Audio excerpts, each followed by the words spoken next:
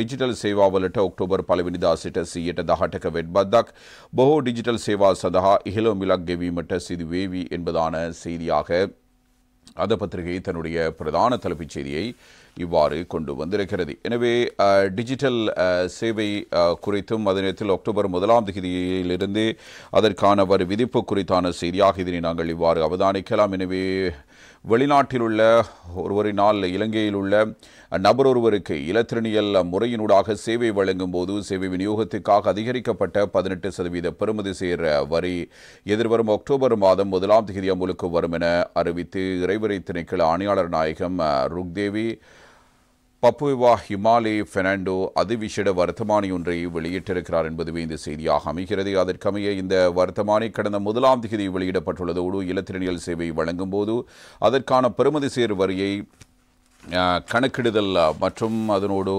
தொடர்பட்ட விடயங்கள் குறித்தும் இவ்வாறு தகவல்கள் வெளிப்படுத்தப்பட்டிருப்பதை நாங்கள் காணலாம். எனவே வரியை செலுத்த வேண்டிய விதம் என்பன இந்த வர்த்தமானியில் உள்ளடக்கப்பட்டிருக்கிறது.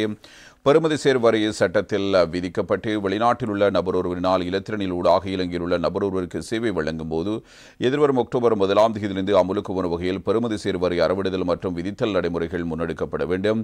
குறித்த பெறுமதி சேர் வரியின் அடிப்படையில் வரி சதவீதமானது பெறுமதி சேர் வரி கட்டத்தின் 2வது உறுப்புறையில் 1 உபப்பிரிவில் குறிப்பிடப்பட்டுள்ள ஏற்பாடுகளின் அடிப்படையில் இது தீர்மானிக்கப்பட இருக்கிறது. தற்போதைய பெறுமதி சேர் வரி 18% அந்த வர்த்தமானியில் மேலும் சில விடயங்கள் குறிப்பிடப்படுகின்றன. இலத்திரனியல் முறையீடாக வழங்கப்படும் கிளவுட் கம்ப்யூட்டிங், அதாவது சாஸ் இணைய வர்த்தக சேவை, டிஜிட்டல் வியாபாரம், சைபர் பாதுகாப்பு சேவை, தகவல் தொழில்நுட்ப உதவி மற்றும் முகாமைத்துவ சேவை, நிதி தொழில்நுட்பம், மின் வணிக தளங்கள், சமூக ஊடக தளங்கள், தேவைக்கேற்ப சேவை தளங்கள், உள்ளடக்க பகிர்வு தளங்கள், கிளவுட் ஒத்துழைப்பு, அதிரத்தில் சந்தை சூது விளையாட்டுகள், அதிரத்தில் பிளாக்செயின் மற்றும் NFT உறுப்புரிமைக்காக பங்களிப்பு நிதி செலுத்தும் இணையதளங்கள், ஹோட்டல் ஒதுக்கீடு, டிக்கெட் ஒதுக்கீடு போன்ற தளங்களினூடாக சேவை வழங்கும் போது பெறுமதி சேர் வரி அறவிடுதல் மற்றும் செலுத்தும் நடைமுறைகள் பின்பற்றப்பட இருக்கின்றன. வெட்வரிக்காக பதிவினை பெற்றுக்கொள்வதற்கு முன்னர் வெளிநாட்டில் உள்ள நபர் ஒருவரினால் டின் இலக்கத்தை பெற்றுக் கொடுக்க வேண்டும்.